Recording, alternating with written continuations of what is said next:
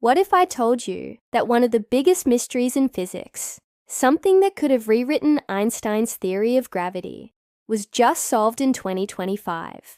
For decades, scientists wondered, does antimatter fall down like normal matter?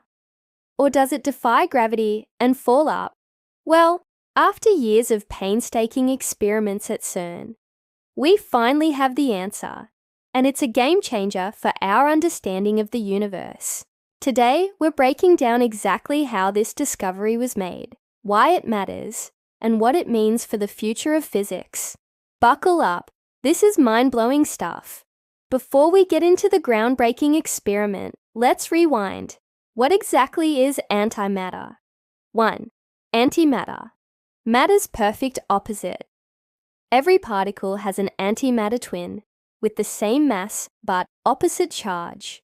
Example, electron, negative charge. Positron, positive charge. Proton, positive charge. Antiproton, negative charge. Predicted by Paul Dirac in 1928. First observed in cosmic rays in the 1930s.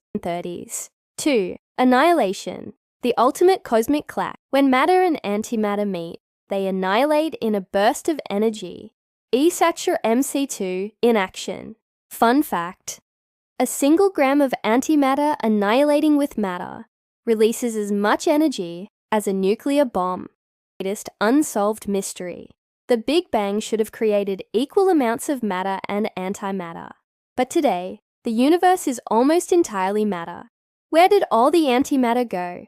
Think of antimatter as the universe's shadow, identical in almost every way, but with flipped properties. And until now, we weren't even sure if gravity treated it the same way. So, how do you measure gravity's effect on something that disappears the moment it touches normal matter? That's where CERN's alpha experiment comes in, one of the most delicate and precise physics tests ever conducted. 1. Step 1. Creating antihydrogen, antiprotons, from smashing protons at 99.99% light speed, plus positrons, from radioactive sodium, antihydrogen atoms. Challenge. Antimatter is extremely rare. CERN makes just a few nanograms per year. Step 2. Trapping it with magnetic supercooled magnets, suspend antihydrogen in a vacuum, away from container walls. Why? A single touch with normal matter parts from instant annihilation. 3. Step 3. The big drop test. Scientists slowly turned off the magnetic trap, allowing antihydrogen to free fall. Result, antimatter fell downward at nearly the same rate as normal hydrogen. Confidence level, 80%. Next goal, 99.9% certainty. This confirmed Einstein's equivalence principle. Gravity doesn't care if it's matter or antimatter. If it has mass, it falls the same way.